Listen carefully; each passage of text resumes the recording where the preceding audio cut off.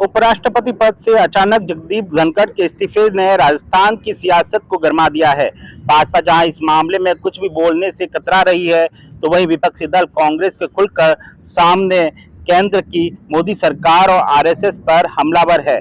पूर्व मुख्यमंत्री अशोक गहलोत और प्रदेश कांग्रेस अध्यक्ष गोविंद सिंह डोटासरा सहित पार्टी के कई अन्य नेताओं ने जमकर इस मामले में मोदी सरकार और आरएसएस को निशाने पर लिया है। गहलोत लगातार मीडिया में बयानबाजी कर जोर शोर से इस मुद्दे को हवा दे रहे हैं, साथ ही दबाव में इस्तीफा लिए जाने की बात कह रहे हैं। लेकिन जगदीप धनखड़ के इस्तीफे में अब राजस्थान की राजनीति में हलचल क्यों मची है और कांग्रेस, खासकर राजस्थान के कांग्रेस के नेता इस बात को क्यों तूल देने में लगे हैं। माना जा रहा है कि आगामी 6 महीने के अंदर जो नगर निगम और निकाय के चुनाव होंगे, उसमें कहीं न कहीं जो है कांग्रेस इस मुद्दे को भुना सकती है और इस मुद्दे को जोर शोर से भुनाने में लगी है। कहीं न कहीं माना जा रहा है कि इस पूरे मुद्दे पर अब खासकर राजस्थान से, जहां से जगदीप धनखड़ आते हैं, वहां पे जाटों की नाराजगी का सामना भाजपा को करना पड़ सकता है। ऐसे में कांग्रेस नेता इस पूरे मुद्दे को भुनाने में लगे हैं। अपने लिए कांग्रेस इस पूरे मुद्दे को मुनीफ मान रही है। तो वहीं उपराष्ट्रपति के इस्तीफे के बाद में कांग्रेस जाट मतदाताओं को ध्यान में रखकर इस मामले को अपने लिए मुफीद मुद्दा मान रही है। आगामी निकाय और पंचायत चुनाव में भी कांग्रेस इस मुद्दे को जोर शोर से भुनाने की तैयारी में है। पार्टी नेताओं का कहना है कि जगदीप धनखड़ के इस्तीफे से खास तौर पर जाट बाहुल्य क्षेत्र में खासी नाराजगी देखने को मिल रही है। ऐसे में इसका फायदा निकाय पंचायत चुनाव में पार्टी को मिल सकता है। यही वजह है कि प्रदेश कांग्रेस ने भी अपने तमाम नेताओं को सभी 200 विधानसभा क्षेत्र में हो रही विधानसभा बचाओ रैली के तहत इस मुद्दे को जोर शोर से उठाने के निर्देश दिए हैं। कांग्रेस अब इस मुद्दे पर जाट अस्मिता के तौर पर भुनाने की तैयारी कर रही है। इस पूरे मामले में जगदीप धनखड़ के इस्तीफे को लेकर प्रदेश कांग्रेस अध्यक्ष गोविंद सिंह डोटासरा ने भी सोशल मीडिया प्लेटफॉर्म एक्स पर पोस्ट करके जाट अस्मिता से जोड़ा था। डोटासरा ने लिखा था कि भाजपा को ना किसानों की ना कोई विशेष लगाव है और ना ही उनके बेटों से। आजीवन संघर्ष करके भाजपा संगठन को सींचने वाले किसानों के बेटे के लिए उनके दिलों में कोई स्थान नहीं है। किसको पद पर बैठाना है और किससे इस्तीफा लेना है, यह बीजेपी का आंतरिक मामला है। लेकिन संकेत स्पष्ट है कि चाहे संगठन हो या संवैधानिक पद, जो सोचने समझने बोलने लगे वो अब बोझ है। नए बदलाव हो रहे हैं, लेकिन दिशा डरावनी है। इस पूरे मामले में राजनीतिक विश्लेषकों का मानना है कि उत्तर भारत में जाट मतदाताओं को ध्यान में रखकर भाजपा ने जगदीप धनखड़ को उपराष्ट्रपति बनाया था। इसका फायदा दूसरे राज्यों में भी हुआ या नहीं, लेकिन राजस्थान में तो भाजपा को इसका फायदा खास नहीं हुआ।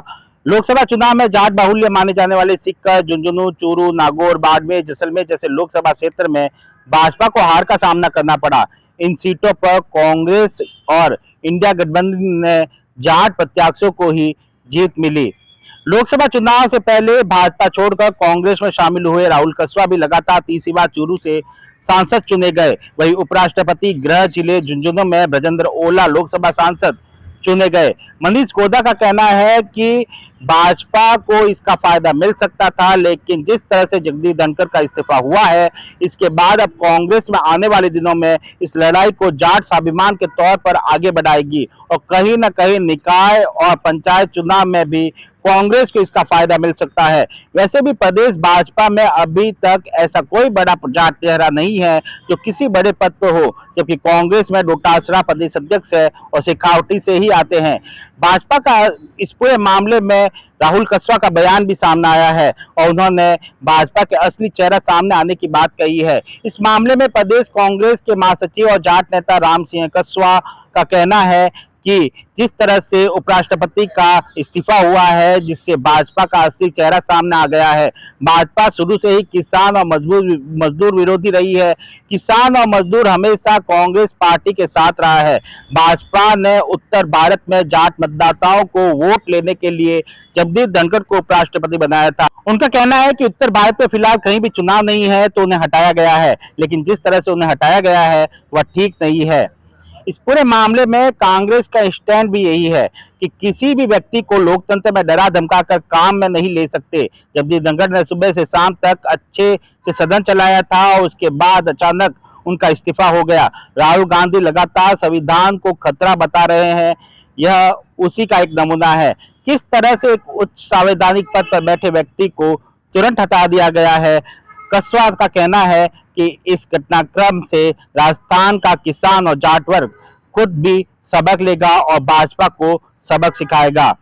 झुंझुनू लोकसभा से जगदीप धनखड़ केंद्रीय मंत्री भी रह चुके हैं। उन्होंने लोक दल से चुनाव लड़ा था, इसके बाद में वे कांग्रेस में शामिल हो गए। कांग्रेस से उन्होंने जो है लोकसभा का चुनाव लड़ा झुंझुनू से, लेकिन हार का सामना करना पड़ा। 1993 में उन्होंने झुंझुनू अजमेर की किशनगढ़ विधानसभा क्षेत्र से विधायक का चुनाव लड़ा, जीत हासिल की। इसके बाद में 2003 में फिर से भाजपा में शामिल हो गए।